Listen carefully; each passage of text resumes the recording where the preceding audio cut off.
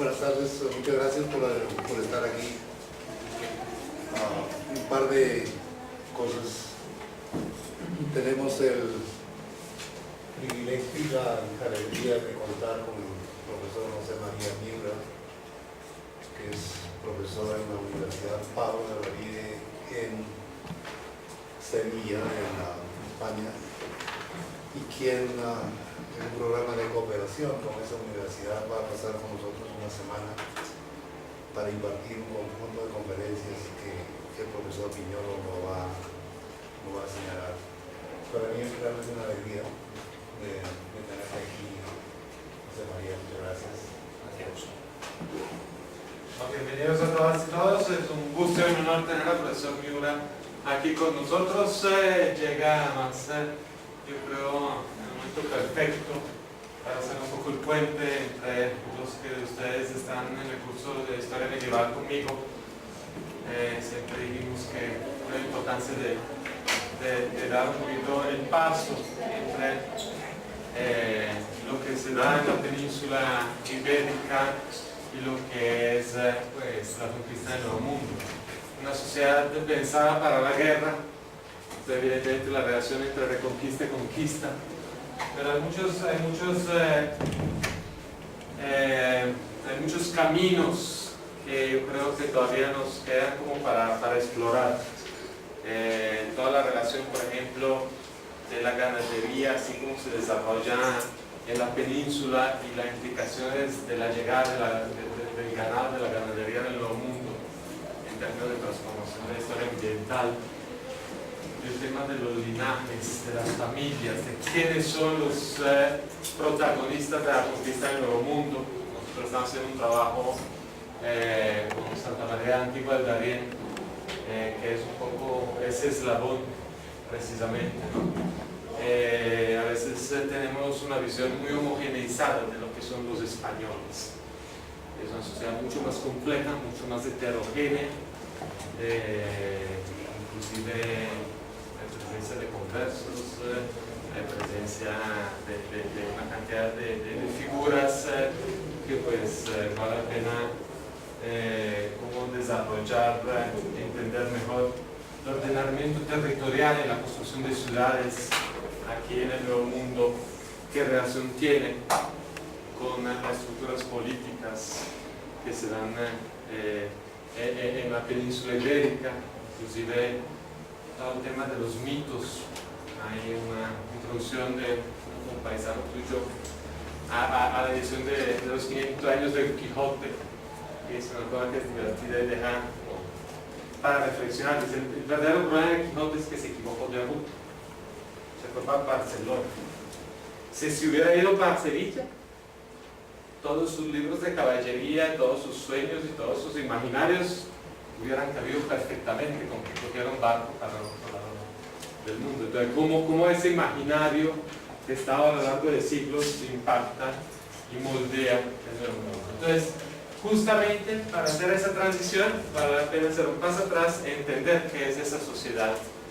Y pues el gran privilegio que tenemos es que no se trata solo de una conferencia, no estábamos hablando ahorita tomándonos un café, sino que de un ciclo de charlas, de clases. Los invito a activamente participar con preguntas, con inquietudes. Nos va a acompañar el profesor Miura hasta el viernes de 3 a 5 en ese salón. Estrenamos la hipertecnología del departamento, ahora mismo nos va el toque delicado que Ramiro nos enseñará. Y bueno, le dejo la palabra al profesor Miura con esa invitación. Por favor, activamente hacer comentarios y preguntas a lo largo de ese ciclo. Bien, muchas gracias, muy buenas tardes. Muchas gracias al doctor Heraclio Bonilla y a Pablo Viñolo por sus presentaciones y por sus invitaciones. Y estoy encantado de estar en la Universidad Nacional impartiendo este curso sobre Edad Media y Edad Media Hispana. Y verán que digo hispana y no digo española. Tengan ustedes presentes que lo primero que tenemos que saber es que España no existe la Edad Media. Existe Hispania, o mejor, existen las Hispanias. Resultado de la presencia en la península ibérica de dos Hispanias, una la Hispania citerior y otra la Hispania ulterior, son dos, una la mediterránea y otra la atlántica, para distinguirnos, una la pirenaica y otra la del sur. Así que si alguna vez empleo el término España, me corrigen ustedes porque no es correcto. No hay historia de España, así que yo voy a hablar de historia de la península ibérica.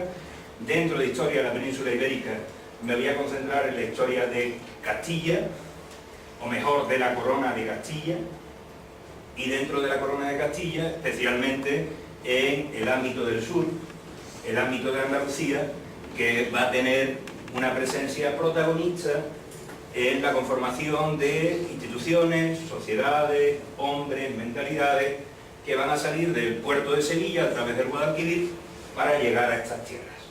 Eso no quiere decir que todos los que salgan de Andalucía sean andaluces, pero sí es el cauce por el cual sale ese flujo migratorio de hombres, de ideas, de productos, de maneras de pensar, de maneras de actuar. Y vamos a tener estos 4 días y mi intención es que ustedes pregunten lo más que puedan y yo responda lo más que pueda. Así que para iniciar este proceso y aprovechando la experiencia del profesor Heraclio Bonilla en otro ámbito también, pues ¿alguien sabe algo de historia medieval de España? ¿Ha leído algo?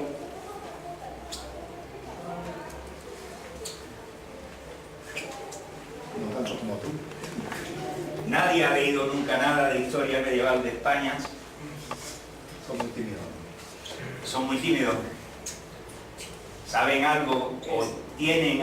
Uno de los referentes que uno tiene siempre es el Cid campeador, Rodrigo Díaz de Vivar, y todas las batallas de los despagues, todas las batallas, es la referencia pues, en la lucha contra los moros. Bien. Primer elemento, los moros. Pues yo he leído algo acerca de cuando, pues de 2 etapas posteriores de cuando se acabó el Imperio Romano en España.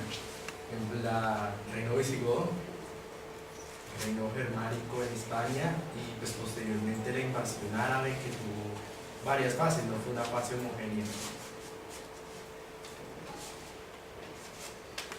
Visigodos, árabes o moros, fase de conquista, ¿algo más?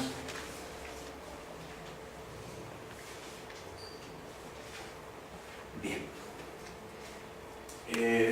Normalmente, saben ustedes que la historia de la Edad Media se periodiza a partir de algunos elementos iniciales y de otros elementos finales. Para el caso de la Europa medieval, el origen está en la caída del Imperio Romano, inicialmente, y entonces ya veremos qué es la caída del Imperio Romano, si cuando aparece o desaparece el último emperador de Occidente, el último emperador con dominio en Occidente, si cuando se crean unos reinos germánicos, si cuando se inicia el patronato, si cuando suevos, vándalos y alanos cruzan el Trinelado, si cuando se constituyen los reinos romanos, si cuando aparece el Islam, si cuando termina todo el proceso de invasiones. Es decir, tenemos una serie de fechas que van desde el 280, por dar un número, 313, 406, 410, 385, es decir, podríamos ir sumando fechas que llegan prácticamente hasta el año 1000. Es decir, cuando ya por fin los vikingos se han tranquilizado, los magiares se han asentado y cristianizado, los suecos y los noruegos dejan de ser vikingos y ya constituyen monarquía, aparecen una Europa en torno a un imperio romano y germánico al mismo tiempo.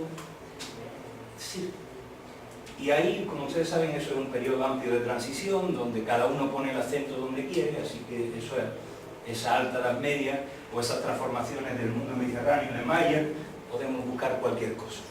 Sin embargo, para el caso de la península ibérica tenemos una suerte. Tenemos una fecha que cambia radicalmente el panorama de la península ibérica. Es el año 711. Ese año, un grupo de bereberes procedentes del norte de África, escasamente islamizados, cruzan el estrecho de Gibraltar y conquistan la península ibérica.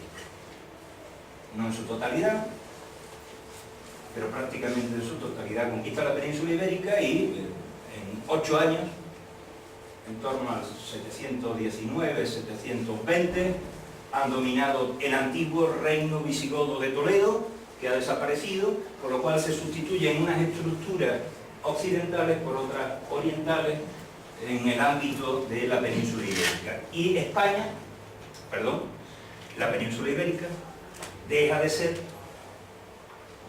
parte de Occidente, ¿o no?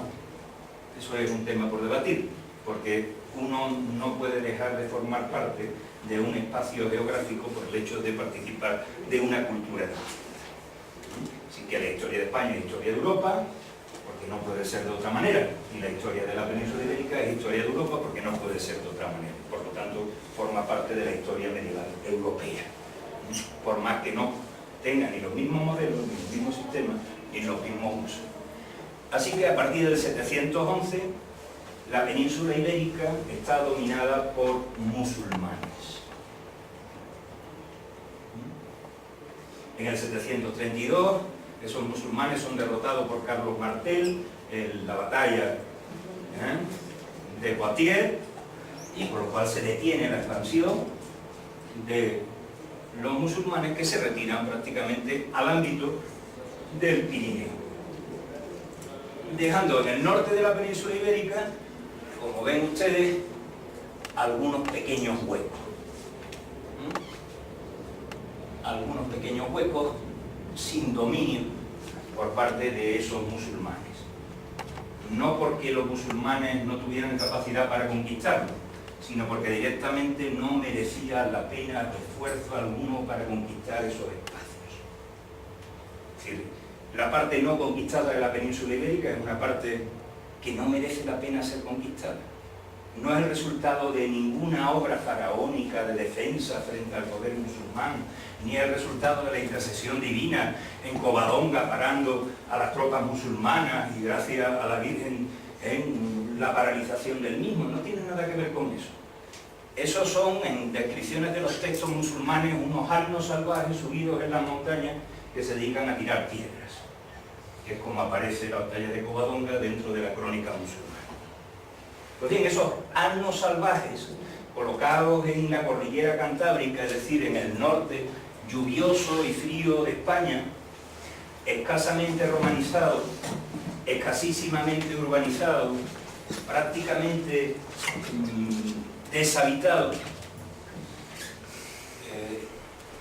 no romanizado, deshabitado, todo ese sector va a originar o va a arrancar, o de él va a surgir un movimiento que es conocido historiográficamente con el nombre de Reconquista. Es decir, habrán ustedes oído hablar de la Reconquista de España. Bien, para reconquistar algo, ¿qué es lo primero que hay que hacer? Haberlo poseído y perder. Eso ni lo tuvieron ni lo perdieron.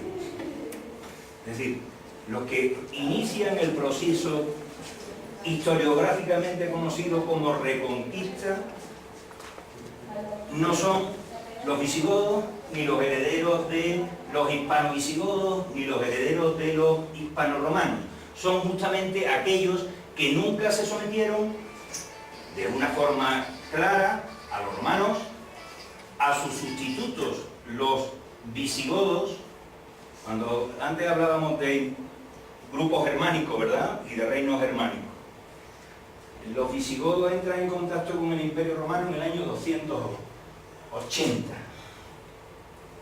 En un proceso de descendimiento a través de Gotia, es decir, de Leila de Gotland, va descendiendo por la frontera del imperio, provocan una serie de movimientos, se sitúan en la zona de la Dacia, donde está actualmente Rumanía aproximadamente, en la desembocadura del Danubio, de ahí son desplazados y entran a partir del 375, o sea, 378 exactamente, entran en el interior del Imperio Romano y desde entonces no vuelven a salir. Cuando llegan a la península ibérica, en el año 410, 418, 410 están en Roma, 418 llevan en el interior del imperio 50 años, pero en contacto con el imperio 200 años. Son cristianos, así que simplemente lo único que hacen es mantener las instituciones de Roma, mantener la organización del territorio romano, iniciar un proceso de transformación social, económica y cultural propio de ese mundo germánico, pero sobre una base romana. Así que lo que los musulmanes conquistan es a Roma. Y todos esos pueblos que quedan ahí son los que no han sido conquistados por Roma. Para que se hagan ustedes una idea, la capital del País Vasco, que por decirlo de alguna manera podría ser el núcleo más que ha mantenido quizá hasta nuestros días una cierta idiosincrasia más diferencial, la capital se llama Vitoria. Vitoria, la capital, que significa victoria. ¿Sabe de quién es la victoria? De Leovigildo frente a los vascones.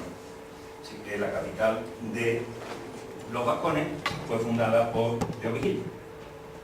Así que difícilmente los que habitan en Vitoria pueden ser descendientes directos de ese pueblo vasco. Pero bueno, eso son otras cuestiones. Pero, al fin y al cabo, esos grupos, que no reconquistan nada, porque nada han perdido, inician un proceso de enfrentamiento frente a una nueva situación económica, social, política y cultural que tiene mucho que ver con el mundo oriental. No digo solo con el musulmán, con el mundo oriental. Del mundo oriental yo no les pienso hablar nada, porque si les hablamos del mundo oriental nos morimos y nos perdemos. Así que de musulmanes yo les voy a hablar lo justo y preciso para que ustedes entiendan los movimientos cristianos, pero no más. Esa España ocupada, esa península ibérica ocupada por los musulmanes, dejando esos reductos, va a generar un espacio de tierra de nadie a partir del año 750 en el Valle del Duero, en esta zona de color verde que tienen ustedes acá. Ahí se asentaron los bereberes, los procedentes del norte de África. Hay una revuelta en el norte de África de esos grupos bereberes. Los árabes dominan, no son, los musulmanes no son todos iguales, igual que los cristianos no son todos iguales. Los musulmanes, dentro de ellos al menos hay dos grandes grupos, bereberes y árabes. Bien, los bereberes se sublevan frente al predominio árabe como casta, como clase dirigente, y eso provoca una huida de todo este sector de esos habitantes que lo abandonan, generando una zona de vacío, una tierra de nadie. Y es esa tierra de nadie la que justamente va a permitir que esos grupos de la cornisa cantábrica inicien un lento proceso de ocupación de tierras vacías, vírgenes, desorganizadas, despobladas, a lo largo de 2 siglos y medio. Es decir, entre el 750 y el año 1000, por darle a ustedes el número redondo, desde los núcleos originarios en la cornisa cantábrica se van a iniciar procesos de ocupación, conquista y colonización de esos territorios. Muy rápidos o relativamente rápidos hasta el siglo X, hasta el año 900, por ponerle una nueva fecha, o relativamente rápido hasta el año 900. En el año 900 se produce la creación del califato de Córdoba. Con la creación del califato de Córdoba, el califa de Córdoba empieza a preocuparse por la presencia, porque ya han topado, ya han llegado a un límite en el sistema central, se empieza a preocupar por la presencia de esos grupos que además han entrado en contacto con el continente a través de los Pirineos, y por lo tanto ese contacto hace que sean un elemento a tener en cuenta. Automáticamente, en cuanto los musulmanes se preocupan por esas zonas territoriales, se produce una retracción del territorio y aparece por primera vez una zona de frontera. Así que ese proceso inicial, que podríamos decir de conquista, vaya por ahí.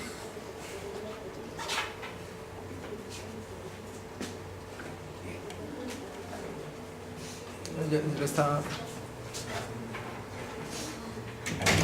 Ya está. Ya empieza, ¿verdad? Sí.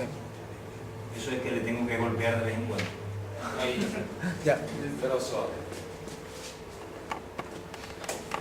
Bien, ese lento proceso, como digo, de conquista, va a dar lugar a la gestación de una situación similar a esta en el siglo X, con la aparición de el Reino de León, resultado de la presencia del Reino Astur-Leonés inicialmente, la incorporación de Galicia, que es este territorio de aquí, León sería Asturias-León, y la aparición de Castilla, mientras que en toda la zona oriental, donde el contacto había sido un contacto inmediato entre el Imperio Carolingio en un lado y los musulmanes en otro, como ven, se trata de pequeñas incursiones a lo largo de ese territorio que va a dar lugar a lo que genéricamente y falsamente se llama marca hispánica, que nunca existe, porque son un conjunto de territorios donde destacan dos núcleos principales, que son el Reino de Pamplona y el Reino de Aragón.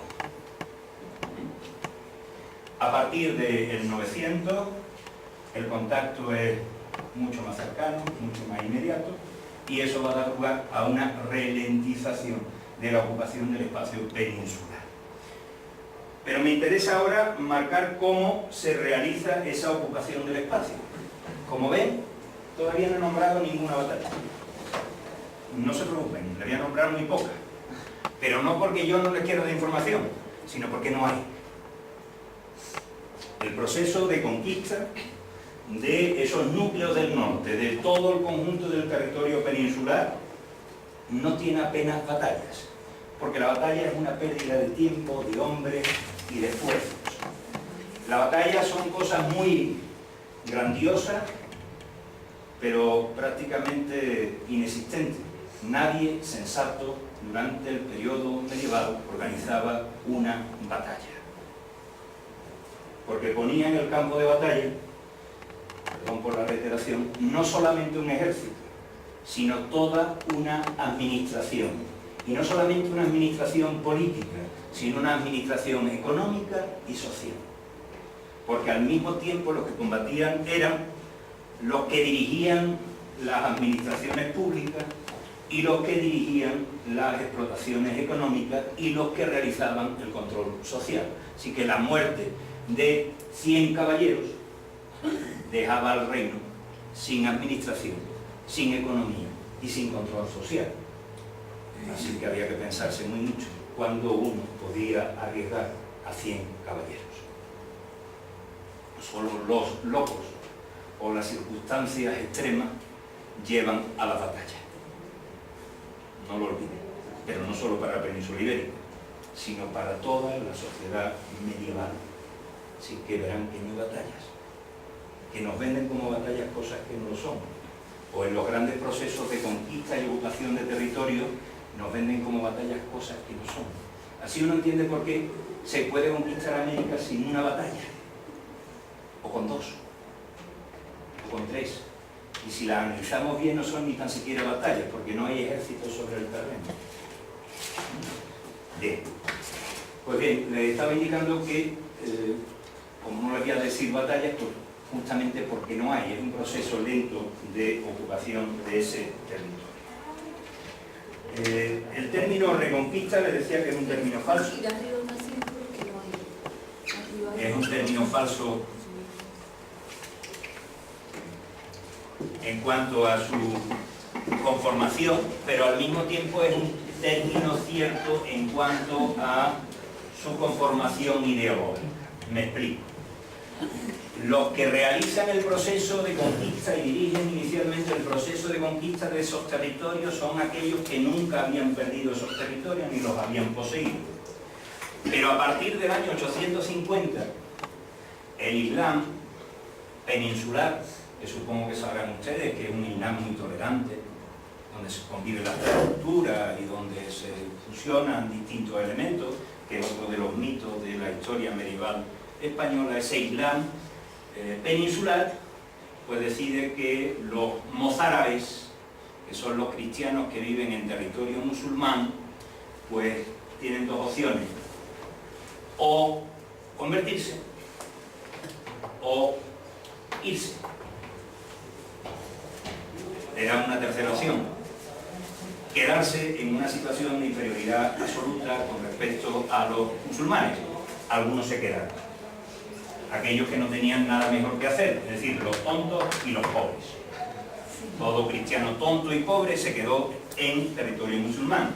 Todo cristiano listo, inteligente, formado o rico, o se convirtió o abandonó. Bien, esos mozárabes que abandonan el territorio del Islam y llegan al norte, llevan consigo la cultura hispano-goda. Ellos sí son herederos de los hispano-godos. Ellos sí son los descendientes de aquellos que perdieron esos territorios. Y a ese enfrentamiento de esos pueblos del norte frente al Islam incorporan una justificación de naturaleza ideológica, haciendo que los reyes de León, los condes de Castilla, los reyes de Navarra, los reyes de Aragón, se sientan herederos de algo que no eran, de la iglesia visigoda y del reino visigodo. Pero eso ocurre en el siglo IX, a mediados del siglo IX. A mediados de ese siglo IX hay otro hecho muy importante, que es que aparece un señor que se llama Santiago Apóstol. Curiosamente, en tierras de Galicia, en Iria Flavia, aparece la tumba de un apóstol, el apóstol Santiago, el apóstol que había participado en la cristianización de España. Déjenme quitar los estilos.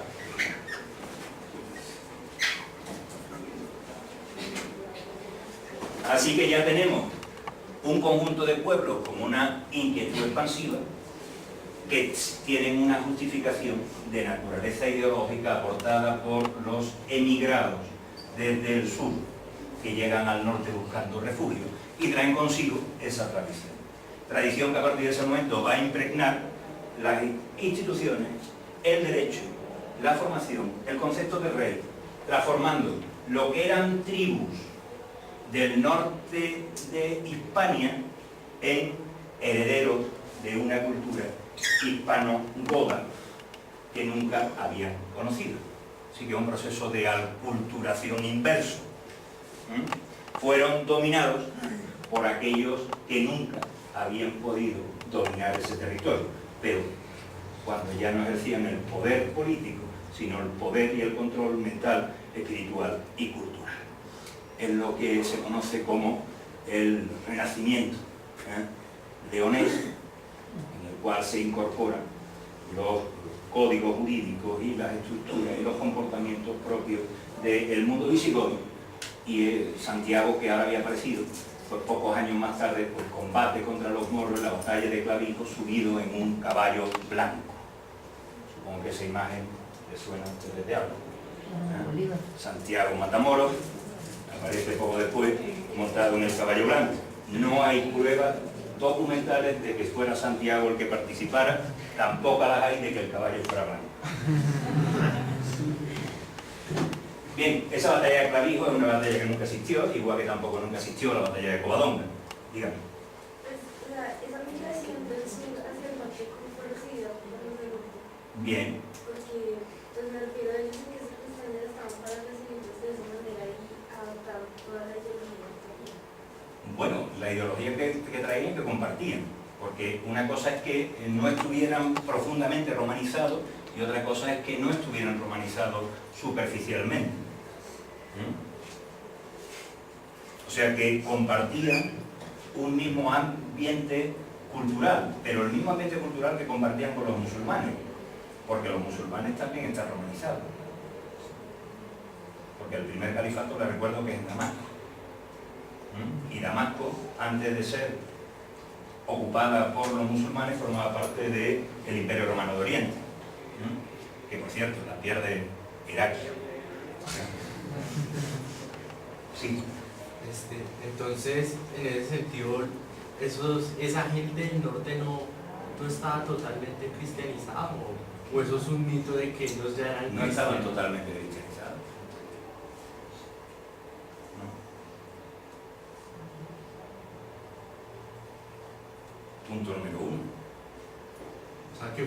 sea, prácticamente después es que se van a inventar de que Pelayo, que fue el que peleó en Covadonga, era un cristiano que iba defendiendo su... Claro, y si no, ¿cómo justificamos que Pelayo fuera un héroe? Si decimos que Pelayo era simplemente un resistente a la presencia de una fuerza que sustituía a los visigodos. Pues tenemos que hacer a Pelayo cristiano, lo cual no quiere decir que Pelayo no fuera cristiano, quiere decir que era escasamente cristiano. ¿Sabe usted el credo? ¿Es usted cristiano? Se siente, digamos. Perdón, por preguntarle, ¿sabe usted el credo? ¿Es capaz de explicarme la Trinidad? ¿Es capaz de explicarme la doble naturaleza humana y divina de Cristo?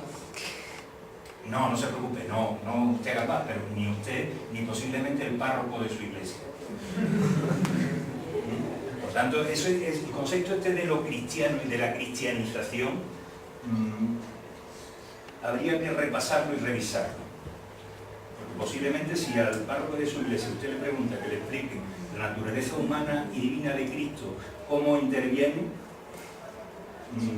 pues le diga que se dé una vuelta. Pues en mi cuenta casi no, estas zonas y la gente caetana y los del sur que sí tenían, digamos, cosas en común, pero digamos que tanto tenían en común en cuanto a dialecto y se habla una lengua común, ha hablado ya otro, supuestamente se habla mozárabe,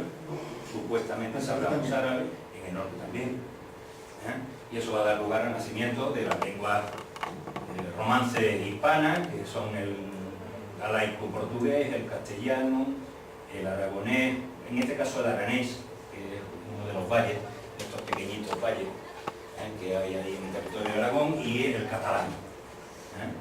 Pero todos proceden de una misma lengua común, que es el mozárabe, que supuestamente se hablaba por las capas populares a un lado y a otro de la frontera que dividía los espacios de control y dominio político de musulmanes y reinos del norte o reinos cristianos del norte.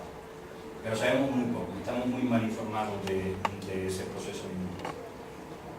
Pero lo que es cierto es que no hablaban, salvo los vascones, no hablaban una lengua vernácula previa o prerromana existente.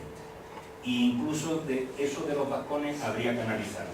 Si no son un grupo de galos, es decir, procedentes de la Galia, que se incorporan al territorio justamente en el momento de la conquista de los musulmanes, que también está por debatir.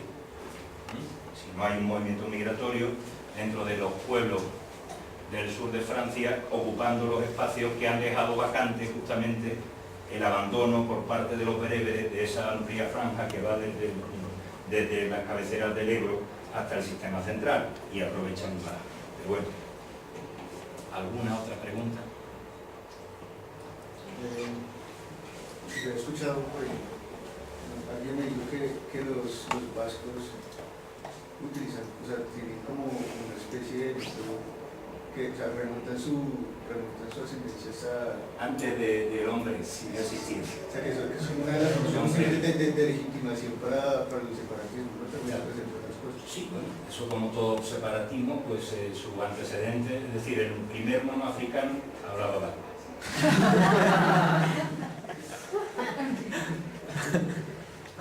Bien. Si usted, sí, ellos se pueden remontar hasta donde quieran. Otra cosa son los datos y la naturaleza de los hechos. No importa. Tienen derecho a ser independientes si les apetece, pero sin mentir. No es necesario mentir. Es decir, yo soy partidario de una cosa que se llama el Estado y no de la nación. Así que si no quieren formar parte del Estado, pueden formar su propio Estado. Es cuestión de ver y de ponerse de acuerdo.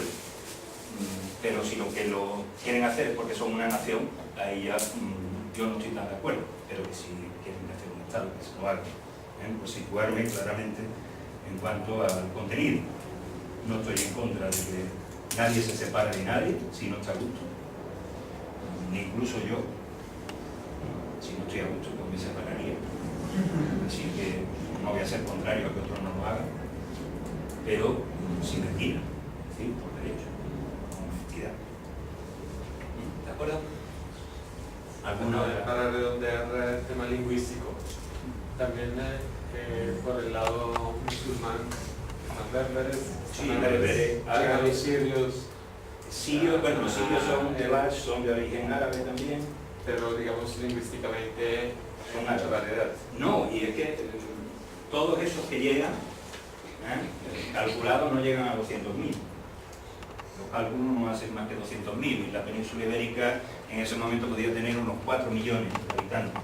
O sea que 200.000 entre 4 millones de habitantes, pues se diluyen. Se diluyen a menos que aporten una cultura superior, que eso es lo que hicieron, aportar una cultura superior, y se inicia un proceso de arabización y de islamización que va a durar entre el 750 hasta el año 1000 prácticamente.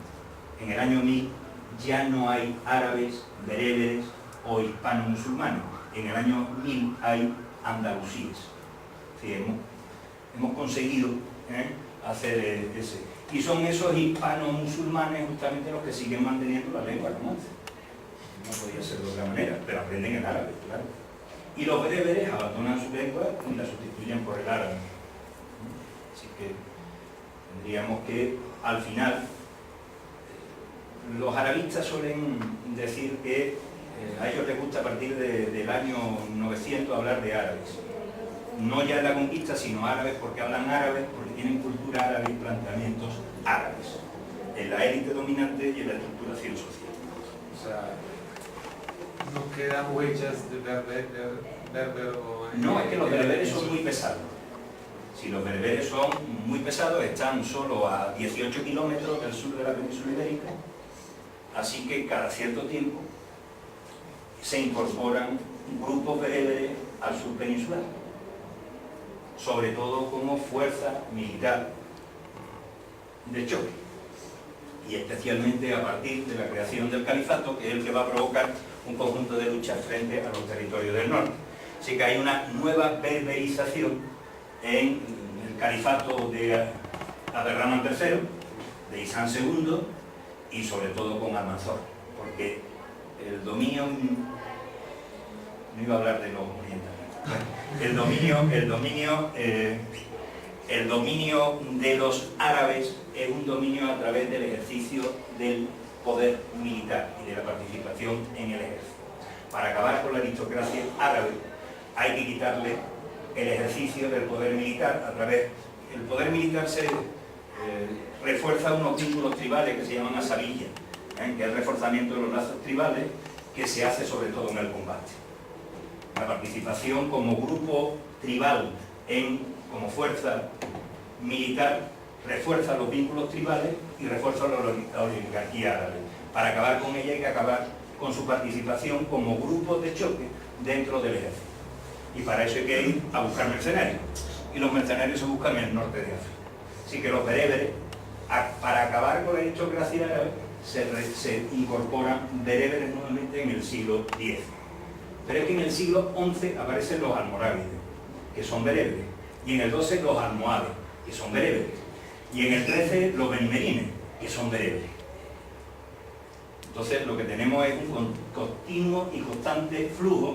Lo que ocurre es que mientras los primeros fueron absorbidos, los que yo he nombrado al final, almorávides y almohades, aparecen ya como extranjeros, porque no son un grupo étnico, cultural o social más, sino que son los otros. Ahora ya sí, los otros, porque la sociedad se ha unificado y ya son los que vienen de fuera. Ya son vistos como extranjeros. Bien, pues sigamos, porque tengo que andar todavía como 7 siglos, me parece que va a ser difícil. Bien, ¿cuál es el sistema, por tanto, puesto que no hay un enfrentamiento militar hasta llegar a ese límite, cuál es el sistema por el cual se ocupa ese espacio o esos territorios? Se ha hablado de dos conceptos, o se habla de dos conceptos: el concepto de repoblación y el concepto de colonización. Ha sido un arduo debate historiográfico sobre si esos repueblan o colonizan, porque tiene sus importancia. La repoblación es, al igual que la reconquista, volver a poblar, mientras que la colonización es ocupar. Digamos que se ha llegado al acuerdo o al consenso, o por lo menos se intenta llegar a un acuerdo, un consenso, indicando que inicialmente esos grupos lo que hacen es colonizar, es decir, ocupar y avanzar en el territorio, y que con posterioridad, y ahí se acuerdan ustedes nuevamente de los mozárabes, de los emigrantes, de los que traen el derecho, los que traen la justificación de la reconquista, una vez que existe una monarquía fuerte, esa monarquía legaliza todo ese proceso previo de colonización y entonces podemos hablar de repoblación. Así que para no discutir, se repuebla y se coloniza. Y eso va a dar lugar a dos momentos o a dos sistemas básicos de ocupación del territorio y por tanto de generación de dos tipos de grupos sociales o de estructuras sociales. La primera es la colonización campesina. ¿En qué consiste? Se trata de individuos, de grupos familiares, de grupos aldeanos, que simplemente se trasladan fuera de su ámbito, se asientan en un territorio nuevo, lo ocupan y pasado un tiempo adquieren el derecho sobre ese espacio mediante una institución que se denomina presura, la realización de la presura. Esto lo conocen ustedes por los gringos que inventaron la presura.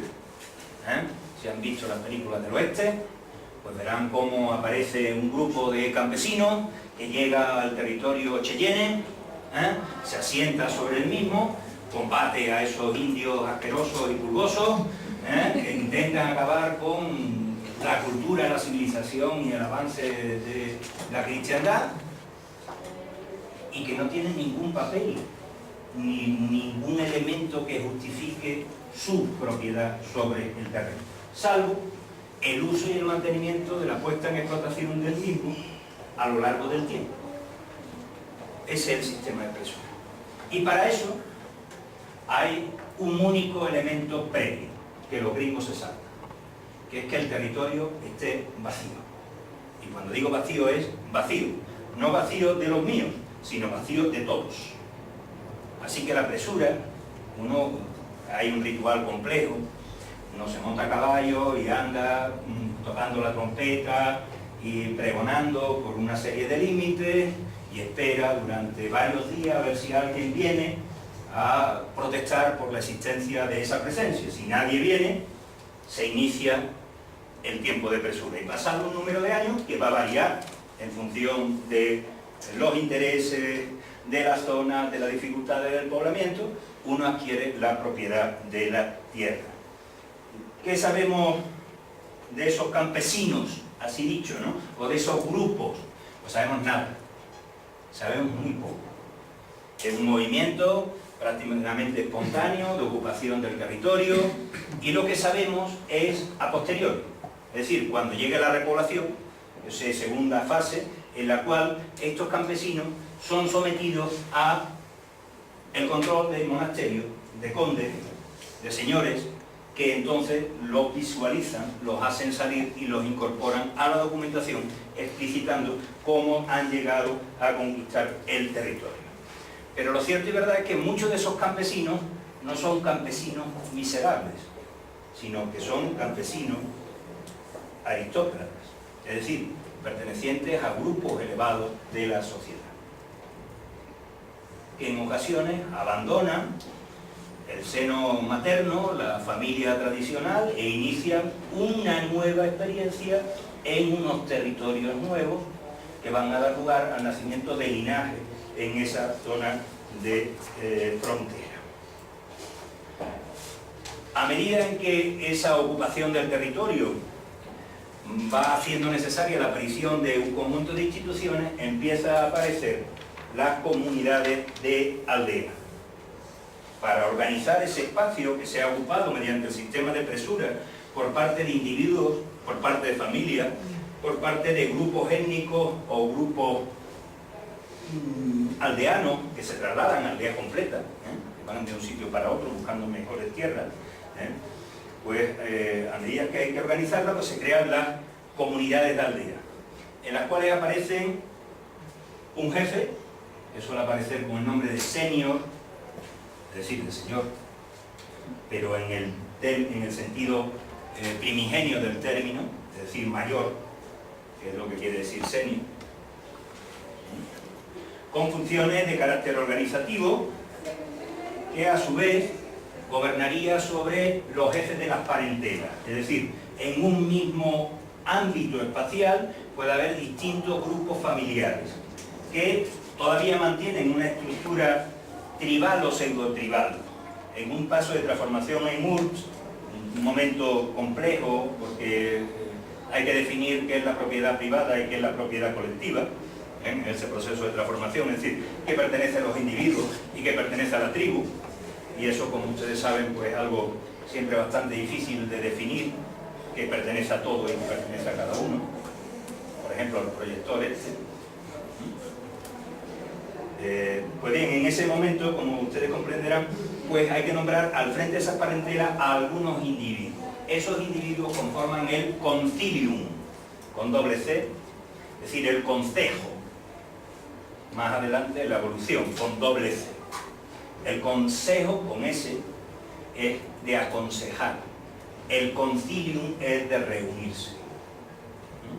Así que concilium es reunión y ayuntamiento es ayuntarse, es decir, ajuntarse, por lo tanto también reunirse. Así que aquí empiezan a aparecer los primeros consejos, es decir, las primeras organizaciones municipales, que tienen al frente a un senior y dan lugar a la participación de los representantes de las grandes parentelas en el concilium o consejo. ¿Sí? ¿Qué participación tuvo las coronas de esos reinos en ese Muy cuando se organizó eso tampoco? Claro, es que estamos en un proceso inverso. Se nos ha vendido que el rey es el que organizaba la reconquista y el rey era el que conquistaba. Y lo que estamos es que son los campesinos los que se desplazan ocupando el territorio. ¿De qué nos está hablando todo este movimiento? De una demografía potente y en crecimiento. Es decir, de gente que sobra. Y gente que ocupa territorio. Y el rey, lógicamente, intenta, en la medida de sus posibilidades, hacerse con el poder y con el control. Una de las primeras, ya tenemos a los consejos. Ya tenemos a alguien que controle el territorio, lo único que hay que hacer es cobrarle a los consejos. Y tener la posibilidad de nombrar a los seniors. Por tanto, a medida que se van estructurando los espacios, los territorios con las administraciones, el poder del rey va aumentando. En la medida en que nos vayamos acercando al límite de tierra de nadie con tierra de los otros, las posibilidades de que uno sea agredido son más abundantes. Y las necesidades de que a uno lo defiendan, también. Así que cuanto más cerca tengamos la frontera, más necesidad tendremos de un poder fuerte capaz de organizar un ejército para defender la frontera. Estamos en una situación intermedia, en la cual el campesino no necesita la monarquía para ocupar el territorio. Lo puede ocupar solo. Dentro de todos los procesos históricos de todas las naciones hay mucho mito. En España también. Así que ese rey fuerte, ese rey que combate frente a los musulmanes, pues todavía no ha aparecido, ni va a aparecer. Hasta que no lleguemos al año 1000, en el cual las cosas se ponen de otra manera, y también veremos cómo eso provoca otra forma de ocupar el territorio y otra forma de organizar el territorio. Bien.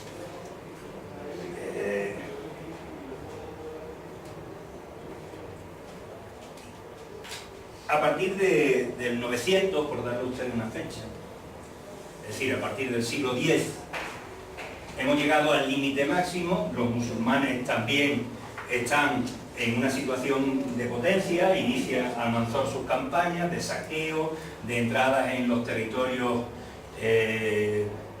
cristianos y por lo tanto de una repoblación, digamos, espontánea o de una colonización espontánea pasamos a una repoblación oficial. Es decir, ahora ya no es que los campesinos quieran ocupar el territorio, ahora es que se necesita ocupar el territorio para defender a los campesinos. La línea, en cuanto ahora se ilumine, voy a buscarle.